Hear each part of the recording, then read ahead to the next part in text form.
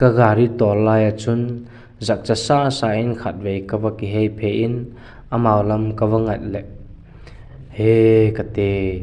ka gari tol lai chun van leng tol lai goleng ka ki sang zo tai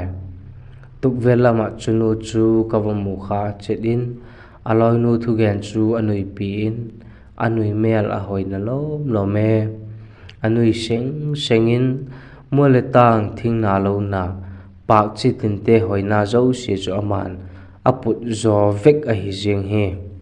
anui gi chula anal chung dik in kanam den tai kumtunga git hoin ka thin lung sung lua lian pen ding in